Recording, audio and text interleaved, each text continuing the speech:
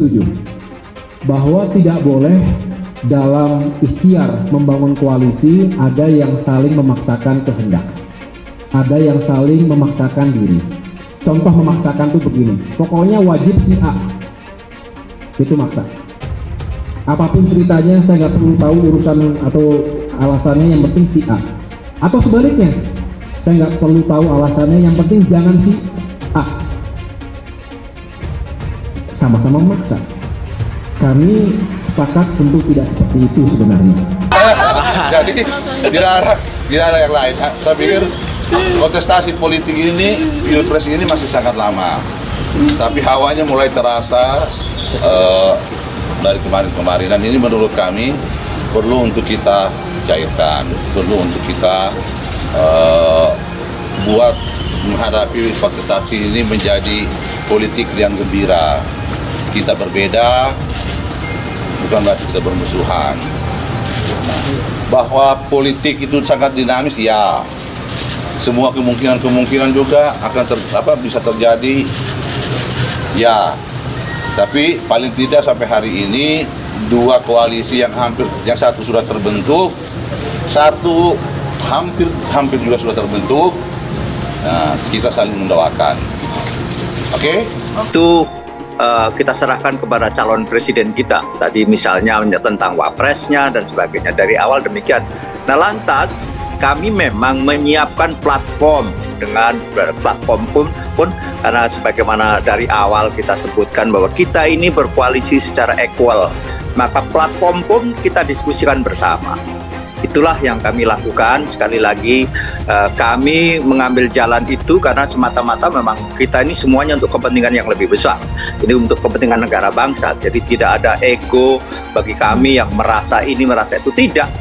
Calon presiden dari Pak Anies Baswedan, yang mana rekam jejaknya sangat jelas sekali. Dari 2017 itu almarhum bersama-sama Pak Anies, dan sekarang insya Allah kami akan melanjutkan perjuangan ini yang akan mengawal Pak Anies, dan tentunya silaturahim ini tidak hanya di Partai Nasdem juga, tapi juga partai pendukung yang insya Allah saya akan berkunjung nanti ke Partai Demokrat mungkin dan Partai PKS, ya. Koalisi Perubahan serahkan nama cawapres kepada Anies.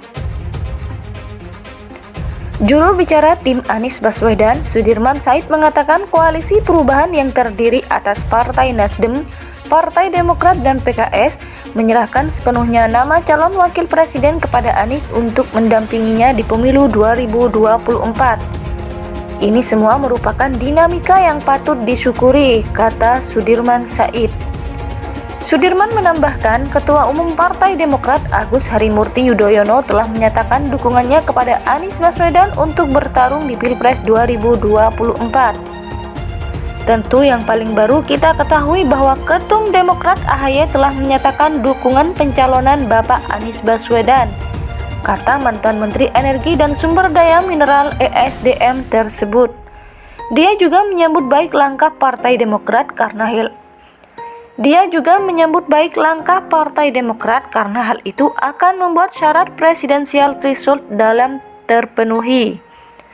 Itu sebagai progres karena dengan begitu kita sudah mendekati 20%.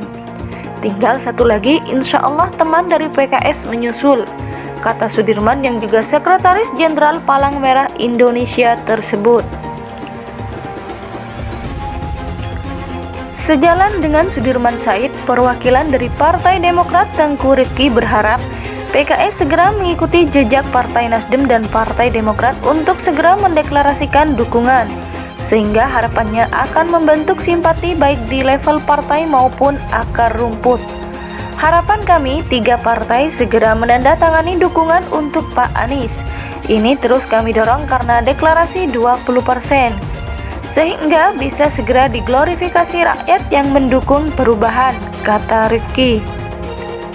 Selain itu, perwakilan dari PKS, Sohibul Umam, mengapresiasi langkah Partai Demokrat atas sikap politiknya. PKS pun masih dalam proses mematangkan dukungan di internal partai. Seperti sudah disampaikan, Itu masalah deklarasi partai per partai, tergantung proses internal masing-masing partai dan kami menghormati hak tersebut, ujar Sohibul Iman.